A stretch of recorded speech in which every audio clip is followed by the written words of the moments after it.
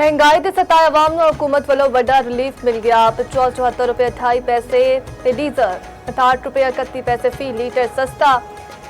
Petrol की फी litre कीमत 299 रुपये 50 पैसे उत्ते आ गई। डीजल की फी लीटर कीमत 311 रुपये 47 पैसे हो गई। पेट्रोलियम मसनूआत उत्ते आई डेवलपमेंट लेवी की शरह विच भी रद्दो बदल कर दिता गया। पेट्रोल तेले विच 68 रुपये 25 पैसे फी लीटर मुकर्रर। डीजल उत्ते में भी वधा के 72 रुपये 97 पैसे फी लीटर कर दी गई।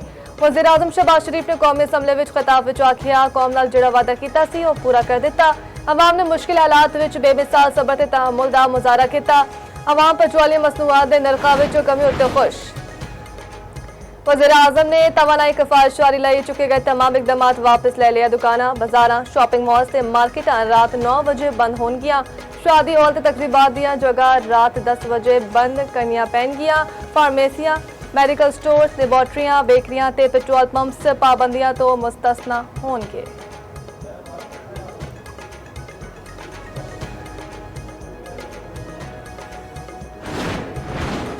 स्विट्जरलैंड विच ईरान अमरीका मुज़ाकरात दा पहला दौर छेती मुतवक्के। अमरीकी न्यूज़ वेबसाइट एक्सियोस दी रिपोर्ट के मुताबिक अमरीकी खसूसी नुमाइंदा बराए मशरिक वस्ता स्टीव विटकॉफ स्विट्जरलैंड रवाना। ट्रंप के दामाद जैरेड कुशनर पहला ही स्विट्जरलैंड विच ने। कतरी वज़ीर आज़म मोहम्मद बिन अब्दुर्रहमान अल सानी भी स्विट्जरलैंड विच मौजूद।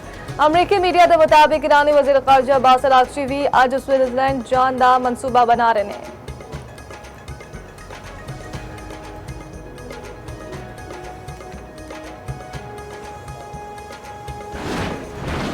ईरान के मामले में चीन ने अहम किरदार अदा किया। ईरान नाल तनाज़े में शामिल न होने उत्ते चीन का शुक्रिया। रवा साल तुर्किया जाना है, दोबारा चीन भी जाऊंगा। डोनाल्ड ट्रंप की एक बार फिर पाकिस्तानी क़यादत दियां तारीफां आखिया। पाकिस्तान के फील्ड मार्शल अजीम इंसान ने अमरीकी नशरियाती इदारे नाल गलबात विच बोले। पाकिस्तान के वज़ीर आज़म ते फील्ड मार्शल के दरमियान चंगी हमाहंगी है। फील्ड मार्शल अपने वज़ीर आज़म का बहुत एहतराम करते हैं। पाकिस्तान ने ईरान के नाल मुआहदे में चंगा किरदार अदा किया। अमरीकी न्यूज़ वेबसाइट एक्सियोस नाल गलबात विच आखिया असीं ईरान नूं कमज़ोर कर दिता। अपना हुरमस विच आमदोरफ्त बहाल 700 जहाज लंघरे ने। जे मेरी मुदाखलत ना होंदी तो इसराइल तबाह हो चुकिया होंदा। नेतन्याहू दे नाल मेरे ताल्लुकात चंगे ने, लेकिन सानू नेतन्याहू नूं किसी हद तक मुतवाजन रखना होवेगा।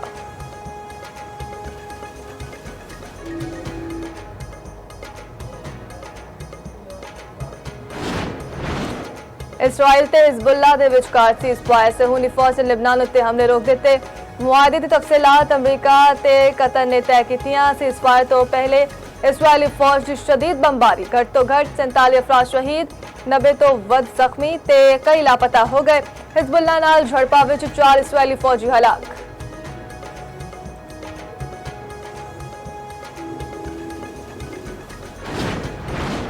वज़ीर आज़म शहबाज शरीफ ते सऊदी वली अहद दा टेलीफोनिक राबता इस्लामाबाद अमन मुआहदे उत्ते तबादला ख्याल।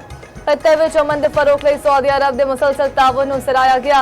शहबाज शरीफ ने आखिया सऊदी अरब ते होर खलीजी मुल्कां दी हिमायत ने डील विच अहम किरदार अदा किया। मोहम्मद बिन सलमान ने वज़ीर आज़म नूं मुबारकबाद दी। फील्ड मार्शल सईद आसिम मुनीर दी अंतक कोशिशां नूं सराहना।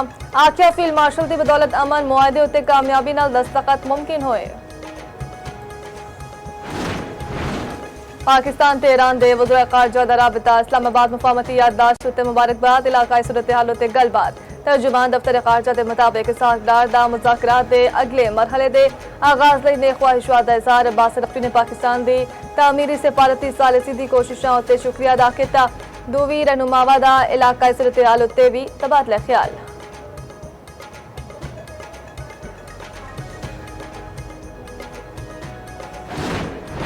फीफा वर्ल्ड कप विच मेजबान अमरीका की दूजी कामयाबी। ग्रुप विच सरफरेज अमरीका ने आस्ट्रेलिया नूं 2-0 नाल शिकस्त दे दी। दूजे मैच विच मराकश ने स्कॉटलैंड नूं 1-0 नाल हरा दिता। ब्राजील ने हेटी नूं 3-0 नाल शिकस्त दे दी। ब्राजील के मैथस कोनिया ने 2 गोल स्कोर किए।